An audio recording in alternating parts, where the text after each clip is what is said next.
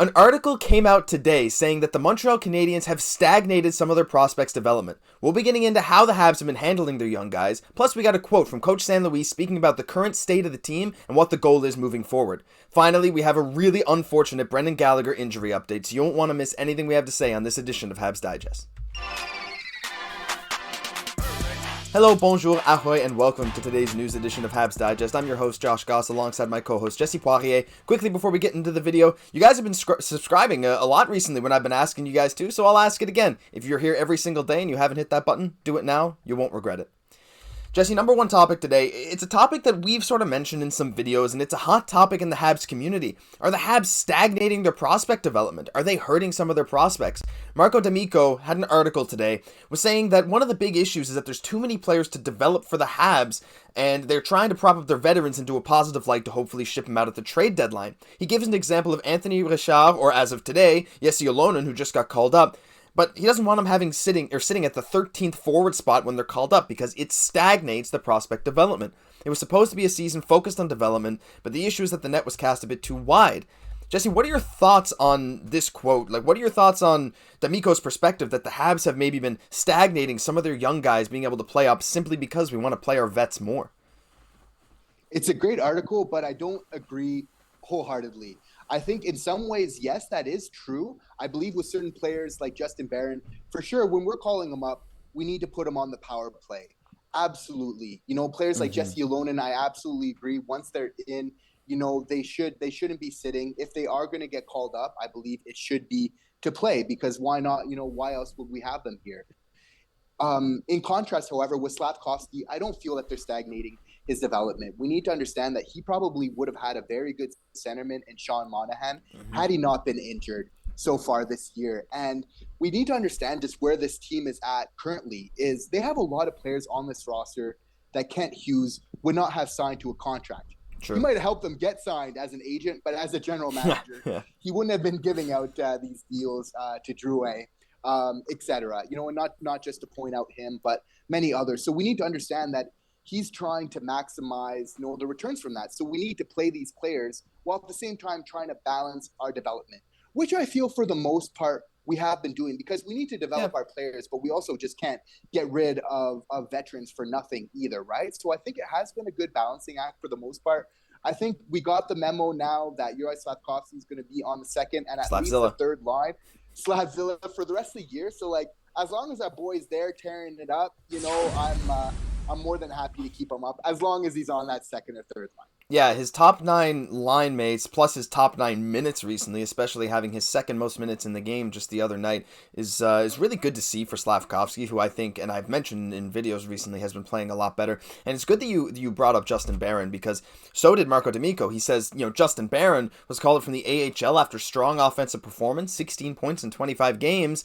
And he's been their de facto number one defenseman, but then San Luis barely played him for 3 games. And last season when Barron came up, he was getting opportunities a bit on the power play, 3-on-3 overtime. And you wonder, should he be getting these shots in the NHL? And I do get the perspective as well that, yes, we need our veterans to play to try and flip them for something better. I mean, Dadonov was brought in by Hughes and Hoffman as well, right?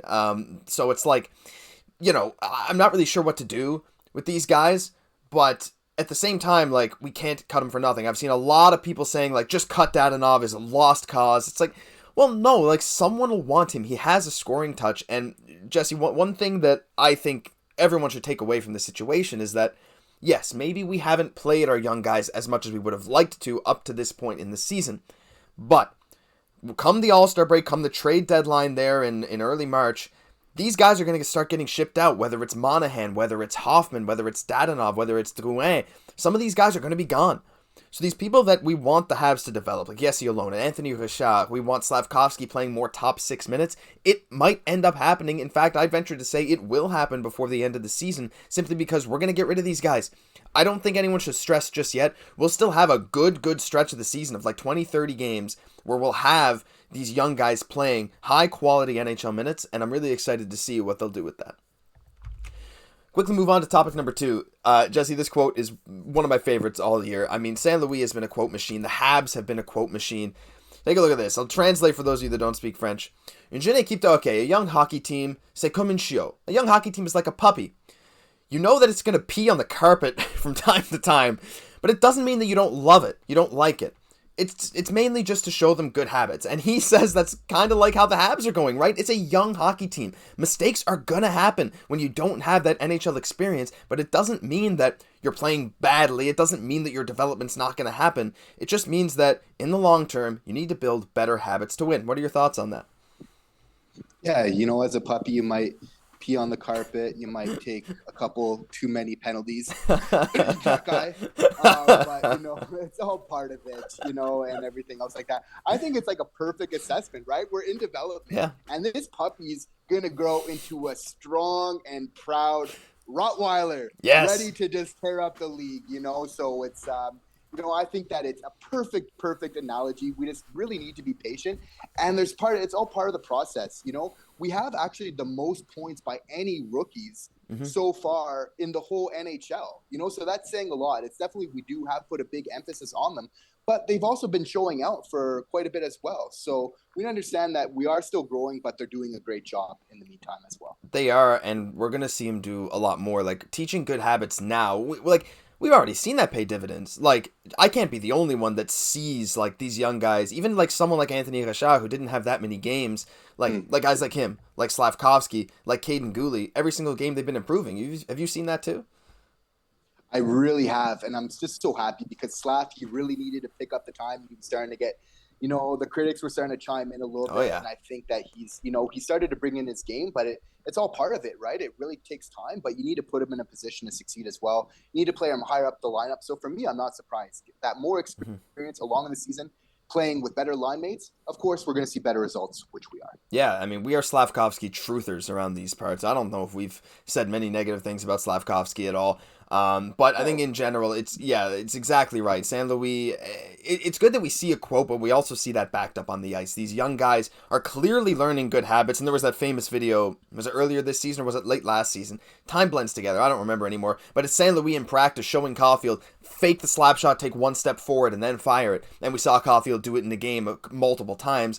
And this season, people saying, "Oh, Slav, keep your head up." We see him working with the trainers to keep his head up after plays. What does he start doing in the games following that? Making great passes, seeing the play ahead of time.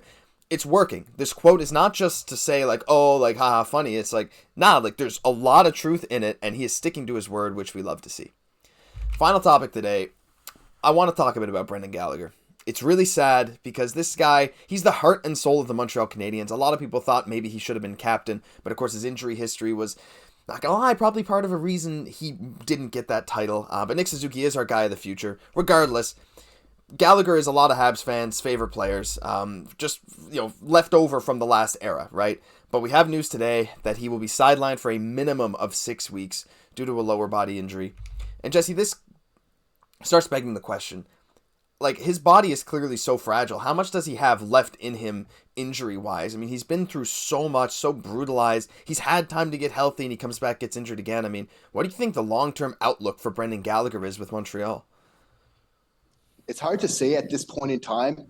I know that right now we got some of the best, personal trainers, athletic therapists and everything. So I'm sure they're working around the clock to really help them with this. But yeah, this is sad news, Josh, because as you know, we're both really big fans of Brendan Gallagher for years. How can you not? Somebody who just plays with that much effort every night, never mails it in, sacrificing his body for our entertainment. And that's why he's injured right now.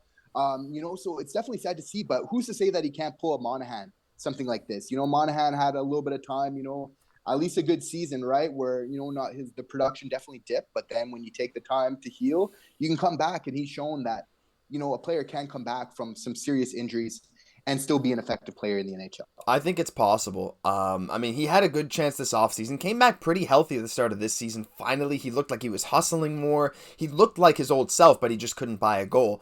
And the worst thing that can happen when you're on that kind of cold streak, you can't buy one and then you get hurt again. He is a little older than Monahan. Monahan's always deceptively young. I don't even think he's 30 yet. It feels like he's 36. But anyway, it just hurts for Brendan Gallagher. I've seen some people say he'll join the Habs club of players from British Columbia to go to LTIR, like Shea Weber and Carey Price. I hope it doesn't lead to that. Yeah, would it relieve some cap troubles with his $6+ million salary? Yeah, but I mean, there comes a point where the money doesn't matter and you care about the guy who has been with this team through the highs and lows and someone we all love, right? So it's sad news. Hopefully he comes back at the end of this 6-week stretch. Even if he takes the rest of the season, who knows, to come back next year healthy. I think I'd love it because I just want to see him back healthy, back to his old self. That'll do it for this news edition of Habs Digest. If you enjoyed, like the video, comment, subscribe, do whatever you want with the video. We love you guys watching these videos. We post them every single day. So if you guys have been enjoying the content, make sure you stick around. I'm Josh Gosse for my co-host Jesse Porier. We'll catch you in the next video.